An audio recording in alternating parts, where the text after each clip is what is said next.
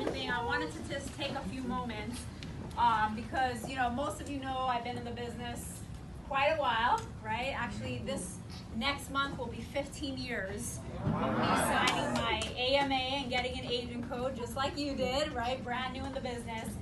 But, you know, a lot of times in our business, what we do, you don't get to see the fruits of your labor, right? You don't necessarily get to see what actually you're doing. We always talk about helping families and making an impact, but what we do for people is so long term that it takes a long time, if ever, to really get to see that. And actually, since I've been in New York, I've never, ever delivered a death benefit.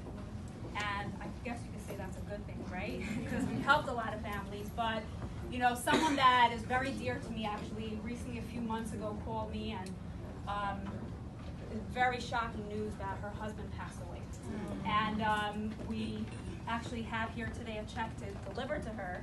And I wanted to do that in front of all of you just because you need to understand how impactful what you do is. When you can, nothing replaces a person, right?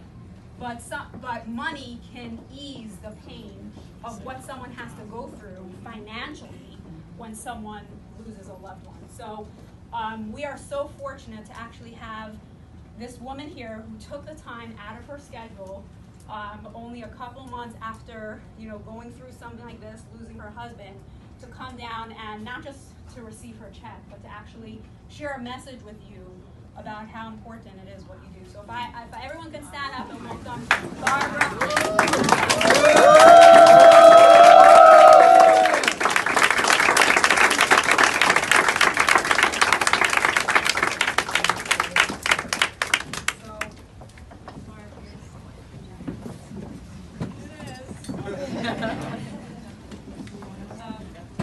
That's actually our niece, and that's John, my husband, me in younger days. We would have celebrated 10 years of marriage this June, and John had a sudden heart attack. He was in the gym, the 3rd floor of our building, April 30th, and no history of heart disease to speak of in his family. You know, just one of those really fluky things. That's our lake cabin, purchased partly through my efforts in the insurance field. So I don't really know where to start. John and I met doing theater, and part of, I think, my impulse to come and get the check, you know, in front of you all is that theatrical impulse of how showing people something is so much more impactful than, you know, telling them. So now you guys, I hope, will take this into your business when someone is hemming and hawing, or you're like, oh, I really don't want to be a pain in the butt and call that person again. The fact that I came to Fradel first as a client. She came to I was a health insurance agent, and she came to our group and talked about WFG. And John and I had just gotten married, so I said, oh, we should go do our, what's it called? Dream map?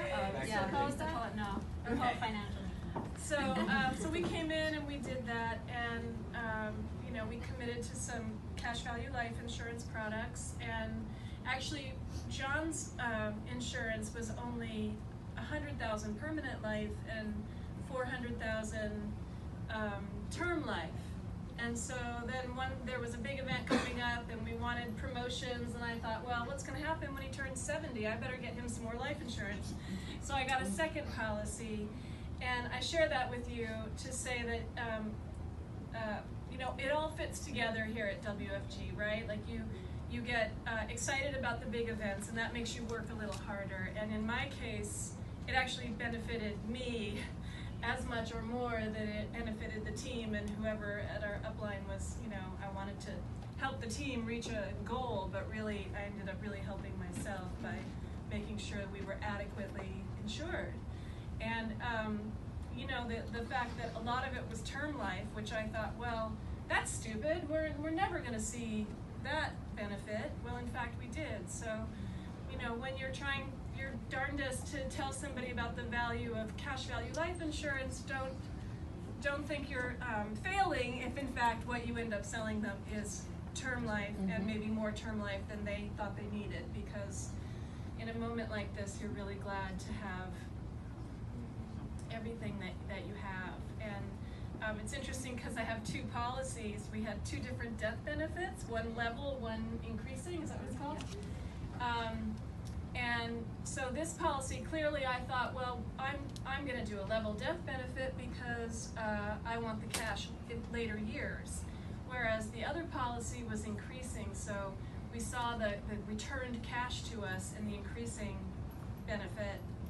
I don't know, for some of you who might be too new, that won't make any sense, but you can have your uplines explain that to you.